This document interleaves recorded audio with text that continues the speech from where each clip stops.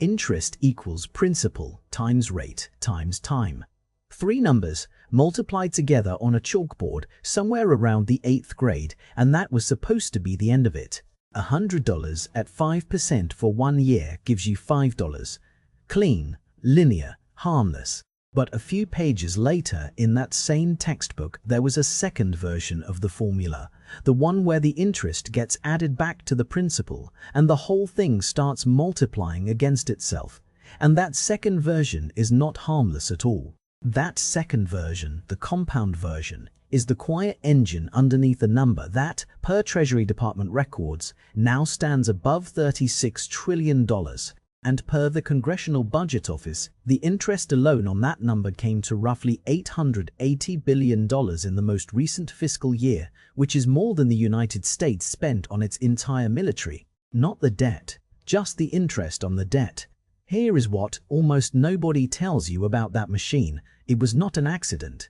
It was not the slow accumulation of 1,000 careless budgets. The American debt machine was designed deliberately in the winter of 1790 by a man working from a borrowed idea in a Welsh minister's pamphlet, and the man who designed it wrote down in his own hand that a national debt would be a blessing to the country, provided one condition was met. That condition is still being met today, every single week, at auctions most Americans have never heard of. Over the next half hour, I am going to walk you through the whole hidden calculation from a penny supposedly invested at the birth of Christ to the 1 year in American history when the debt actually hit zero and the economy promptly collapsed, to the single one-letter inequality buried in a 1944 economics paper that decides whether this machine hums along quietly or eats the budget alive. And there is one assumption, repeated in almost every documentary ever made about the national debt, that the primary documents flatly contradict. The assumption that the debt is meant to be paid back. It is not. It was designed not to be. I will show you where that decision was made and by whom. Here is exactly what this episode will put in front of you. First, the 1772 pamphlet in which a Welsh minister named Richard Price calculated that a single penny, compounding at 5% since the birth of Christ, would have grown into a globe of solid gold larger than the orbit of Saturn, and how that one image seduced 2 governments on 2 continents. Second, Alexander Hamilton's actual wager from January of 1790 with his own tally of the debt at just under $80 million and the specific reason he wanted that debt made permanent rather than paid off. Third, the only moment in American history when the machine was ever switched off, January of 1835, and the financial panic that arrived within roughly 24 months of the switch being thrown. Fourth, the 1917 law that quietly removed Congress from every individual borrowing decision and replaced all of it with a single ceiling, a ceiling that, per the Congressional Research Service, has since been raised, extended, or revised more than 100 times. And fifth, the inequality that governs everything, one letter measured against another letter, R versus G, first laid out plainly in a 1944 paper that Treasury thinking still lives inside of today. 5 pieces of hidden math. By the end, you will be able to read a headline about the debt ceiling and see the gears turning underneath it. A note on where all of this comes from. This channel does not deal in theories that cannot be checked. Everything in this episode traces to primary documents, Price's published pamphlet, Hamilton's reports to the First Congress, Treasury's own historical debt tables, and the published record of the Congressional Budget Office. Where a number is an estimate, I will say so. Where historians disagree, I will tell you. The story begins not in America and not with a banker, but with a dissenting minister in a chapel at Newington Green outside London. Richard Price was, by every account, a gentle and serious man.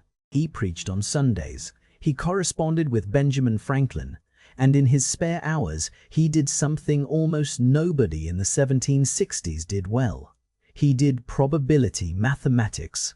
Price was one of the men who rescued the papers of Thomas Bayes after Bayes died, and his actuarial work on life expectancy shaped the early insurance industry. So when Richard Price looked at Britain's national debt, which had swollen enormously through the 7 Years' War, he did not look at it the way a politician did. He looked at it the way a mathematician does. And in 1772 he published a pamphlet, an appeal to the public on the subject of the national debt, containing one of the most seductive paragraphs in the history of finance. "A penny," Price wrote, "put out at 5% compound interest at the birth of Christ, would by his own day have grown into a quantity of gold greater than could be contained in a solid sphere reaching out past the orbit of Saturn." The same penny at simple interest over the same 17 centuries would have earned a little more than 7 shillings. That was the whole argument compressed into one image. Simple interest crawls, compound interest explodes, and Price drew what seemed like the obvious conclusion. If compounding is that powerful, then a government should harness it. Set aside a fixed fund, let it compound, and the fund will eventually devour any debt, no matter how large, almost without effort. He called it a sinking fund, and he pressed the idea on British ministers for years. In 1786, the young Prime Minister William Pitt actually built one, committing £1 million a year to a commission whose job was to buy back government debt and let the mathematics do the rest. Educated men on both sides of the Atlantic read Price. One of them was a 30-something former artillery officer in New York who had taught himself finance out of borrowed books between battles and who, in September of 1789, became the first Secretary of the Treasury of the United States. Alexander Hamilton inherited a country that was, on paper, broke. By the tally he presented to Congress in his first report on public credit in January of 1790, the United States owed roughly $11.7 million to foreign lenders, about $40.4 million in domestic federal debt, and he proposed assuming approximately $25 million more in debts the individual states had run up during the Revolution. Call it just under $80 million at a time when the entire federal government's annual revenue was a small fraction of that. Congress expected a plan for paying it off. That is not what Hamilton gave them. What Hamilton gave them was a plan for making the debt permanent, respectable, and useful. And that decision, made in that winter, is the founding act of the machine that now carries $36 trillion.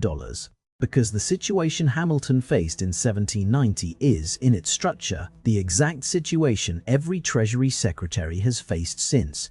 The question was never really, how do we pay this back? The question was, and remains, how do we make the world content to be owed? So let me show you the actual mechanism, because it is simpler than it looks and stranger than it sounds. Hamilton's design had 3 moving parts. Part 1, consolidate. Take every scrap of revolutionary paper, the foreign loans, the soldiers' certificates, the state debts, and swap all of it for new, uniform federal bonds. Part 2, dedicate. Pledge specific, reliable revenue, in his case, import tariffs and an excise tax on whiskey, not to repaying the principal, but to paying the interest, on time, every time, without fail. Part 3, and this is the part that matters. Circulate. Hamilton wrote to Congress that a funded debt, meaning a debt whose interest payments are ironclad, answers most of the purposes of money. A bond that everyone trusts becomes something merchants will accept, banks will lend against, and investors will hoard. He had said the quiet part even earlier. In a 1781 letter to the financier Robert Morris, Hamilton wrote that a national debt, if it is not excessive, will be to us a national blessing, not a burden to be discharged, a blessing. Because every wealthy person who owns a federal bond acquires a personal financial stake in the survival of the federal government. The debt was the glue. Now, here is where Richard Price's beautiful penny comes back into the story, and where the mathematics turns on its inventors. Price's sinking fund contained a flaw so subtle that it took 4 decades and a Scottish mathematics professor to expose it. The fund only works if the interest it earns is higher than the interest the government pays to borrow. During the Napoleonic Wars, Britain kept faithfully paying money into Pitt's sinking fund even while borrowing enormous new sums to fight France, which meant, in practice, borrowing at one rate in order to invest at a lower rate, and celebrating the compounding of the fund while ignoring the faster compounding of the debt. In 1813, Robert Hamilton, professor at Aberdeen, no relation to Alexander, published an inquiry into the British national debt that walked through the arithmetic line by line and showed the sinking fund was an illusion, a machine for moving money in a circle while paying brokers for the privilege. The exponential function does not care who it works for. It compounds for the creditor exactly as cheerfully as for the debtor. There is a rough rule for feeling this in your bones, the rule of 72. Divide 72 by the interest rate, and you get the approximate number of years for a compounding sum to double. At 5%, money doubles about every 14 years. At 7%, about every 10, which means the real question for any government that borrows is never the size of the debt today. It is whether the thing the debt is measured against, the economy underneath it, is doubling faster or slower than the debt itself. Hold that thought. It becomes a one-line inequality later in this episode, and it is the closest thing the debt machine has to an operating manual. But first, you need to see the machine tested. Because in the 2¼ centuries since Hamilton built it, the machine has been through 3 great trials, and each one revealed something its designer never wrote down. The first trial was the strangest because it was a success. Andrew Jackson hated debt, not as a policy position, as a moral conviction, formed when land speculation and paper credit nearly ruined him as a young man in Tennessee. He called debt bondage, and when he reached the White House he set out to do the thing Hamilton had carefully designed the system never to require: pay it all off. Through the early 1830s, helped by roaring tariff revenue and a flood of federal land sales in the West, his administration ground the principle down year after year. And in January of 1835, per Treasury's own historical tables, the public debt of the United States reached effectively zero, a residue of some $33,000, a rounding error. It remains the only time in the nation's history, and one of the only times in the history of any major nation, that the ledger was actually cleared. Washington threw itself a celebration. Senator Thomas Hart Benton toasted the event as unprecedented in the annals of mankind. And then the machine switched off, showed everyone what it had been quietly doing all along. With no federal bonds to buy, the surplus revenue had nowhere safe to sit, so Congress distributed millions to the states, which promptly fueled a land and canal speculation frenzy. Banks that had held federal debt as their bedrock asset went hunting for riskier paper. In 1836, Jackson ordered that federal lands be paid for in gold and silver. Credit seized up, and in the spring of 1837, weeks after Jackson left office, the panic hit. Banks suspended payments across the country, and the economy sank into one of the longest depressions of the 19th century. Historians still argue over how much weight each cause deserves, and honesty requires saying that plainly. But the sequence itself is not in dispute. Debt to zero in 1835, panic by 1837, borrowing again by 1838. No American government has ever tried it again. The second trial was scale. In 1860, the federal debt stood at roughly $65 million. By 1865, after 4 years of civil war, it stood at roughly $2.7 billion. Multiply the debt by more than 40 in 5 years, and Hamilton's original machinery, genteel placements with banks and wealthy investors, simply could not carry the load.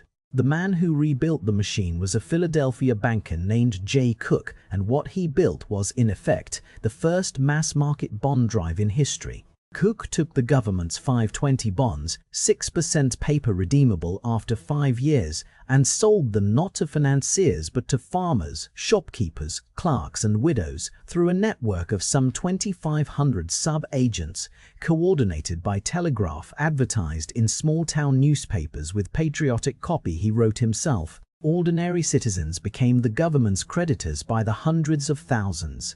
Notice what that did, because it is pure Hamilton, scaled up. Every farm family holding a 520 now had a compounding personal stake in the Union's survival and the Treasury's good faith. The debt was no longer just glue for the wealthy, it was glue for everyone. The third trial was speed, and it produced the piece of machinery you still hear about every year or two. Before 1917, Congress authorized borrowing the way Hamilton's generation had. Loan by loan, each bond issue debated and approved as its own act. Then the United States entered the First World War, and the government needed sums, ultimately on the order of $20 billion in Liberty Bond Authority, on a schedule no committee calendar could match. So the Second Liberty Bond Act of 1917 made a quiet trade. Congress stopped approving each loan and instead approved an aggregate limit, a total number the Treasury could owe at any one time, beneath which it could borrow at will. The debt ceiling was born, and it is worth being precise about what it actually is. It is not a brake on spending. Spending is authorized separately. The ceiling is the moment the machine's automation becomes visible, the one ritual occasion when Congress must publicly acknowledge the number and vote to let it keep compounding. Per the Congressional Research Service, that vote has now been taken, in one form or another, more than 100 times. So now you have seen the machine built, switched off once, scaled to the masses, and automated. Let me give you the hidden math itself, the 5 rules that the whole apparatus runs on, each one paying off something I promised you at the top. Rule 1. From Richard Price's penny, the exponential function is real, but it cannot be captured for free. Price was right that a penny compounding since the birth of Christ becomes a sphere of gold past Saturn, and wrong about everything that conclusion implied, because no fund, no government, no investor collects 17 centuries of 5% without default, war, inflation, or revolution intervening. The penny is a description of arithmetic, not of the world, and every scheme built on harvesting pure compounding from Pitt's sinking fund onward has died on that distinction. Rule 2. From Hamilton's 1790 report, a debt that pays its interest reliably stops being a burden and starts being an asset, and assets are not retired, they are held. That is why the 80 million was funded rather than extinguished. And it is why, today, United States Treasury securities function as the bedrock collateral of the global financial system, held by pension funds, foreign central banks, and money market funds, precisely because they exist in vast liquid quantity. The debt is not merely owed, it is used. Rule 3. From January 1835, the machine cannot be switched off without consequences because too much of the surrounding economy is load-bearing on it. When the bonds vanished, the system did not become safer. It went looking for worse collateral and found it. Rule 4. From 1917, as the numbers grow, democratic control retreats from the transaction to the total. No Congress will ever again debate an individual loan. The votes are about the ceiling, and the ceiling always eventually rises because Rule 2 made the alternative unthinkable. And Rule 5, the master rule, comes from a paper published in the American Economic Review in 1944 by an economist named Evze Domar, writing amid war debts that terrified his contemporaries. Domar showed that the question is not whether the debt grows. In a compounding system, it always grows. The question is a single inequality, R versus G. The average interest rate the government pays, R, against the growth rate of the economy, G. If G runs higher than R, then even a debt that rises forever in raw dollars can shrink forever as a share of the nation's income, the way America's crushing Second World War debt, roughly 106% of the economy in 1946, melted to under 25% by the mid-1970s without ever being paid down in any meaningful sense. The economy simply doubled underneath it faster than the debt doubled on top of it. But if R climbs above G, the inequality flips and the compounding runs against you, interest breeding debt, breeding interest, in exactly the pattern of Price's penny, except now the government is on the wrong side of the sphere of gold, which is why the numbers of the last few years deserve your attention, stated carefully and without prophecy. The debt first crossed $1 trillion in 1981, $10 trillion in 2008, $20 trillion in 2017, past $36 trillion now per Treasury. And per the Congressional Budget Office's published projections, net interest costs, having already passed the defense budget, are projected to keep rising as a share of everything the government does. Whether R stays above G in the decades ahead is a question no honest person can answer for you. But the physicist Albert Bartlett liked to say that the greatest shortcoming of the human race is our inability to understand the exponential function, and the entire history you have just watched is that sentence wearing 230 years of costume. There is one more piece, the deepest one, the part that almost never makes it into public discussion of the debt at all. The United States government does not, in any ordinary sense, repay its debt, and has not since Andrew Jackson. What it does is roll it. Every Treasury security has a maturity date, and per the Treasury Department, the average maturity of the marketable debt has recently run in the neighborhood of 6 years, which means enormous quantities of it come due constantly, week after week. When a bond matures, the government pays the holder in full, and it gets the money by auctioning a brand new bond, frequently that same week, often to the very same class of buyers. In a typical recent year, gross Treasury issuance runs well into the tens of trillions of dollars, the overwhelming majority of it not new borrowing at all, but old debt being reborn at whatever interest rate the auction sets that morning. That is the real product of the debt machine, not money, time. Each auction purchases another slice of it, and each auction reprices the entire enterprise at the current value of R. This is also why the machine's health is measured not by the headline number, but by the auctions themselves, whether the buyers keep showing up and at what price. To be clear about the limits of this observation, rollover is how every major sovereign borrower on Earth operates.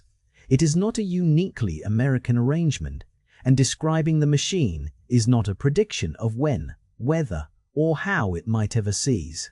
This channel deals in how the gears were cut, not in fortune-telling. So step back and look at the whole ledger one last time. A penny compounding since the birth of Christ in a pamphlet from 1772. A borrowed idea, redesigned in the winter of 1790 by a Treasury Secretary who wanted his $80 million of debt not paid but perfected, made so reliable that the country's creditors would become its most devoted citizens. One attempt to shut it off in 1835, followed by panic. One reinvention at mass scale by a Philadelphia bond salesman with a telegraph. One quiet automation in 1917 that replaced 1,000 debates with a single ceiling. And underneath all of it, one inequality, R versus G, deciding silently, decade by decade, whether the compounding works for the Republic or against it. The formula you learned at 14 was never harmless. It was simply resting. $36 trillion is not a pile of unpaid bills. It is the current reading on a machine that has been running, mostly as designed, for 235 years. And the most useful thing you can carry out of this episode is the habit of asking, every time you hear the debt discussed, which of the 5 rules is actually in play. In a coming episode, we are going to walk through the doors of the auctions themselves and meet the small circle of banks that are effectively required to show up and bid for America's debt every single time it is offered. The primary dealers, an arrangement almost no one outside finance has ever examined. If someone you know still believes the national debt is just a bill nobody got around to paying, this is the episode to send them, because the primary documents tell a far stranger story. And if this channel's way of reading history is worth your time, the like button and a subscription are the 2 levers that tell the algorithm to keep the ledger open. I will see you in the next one.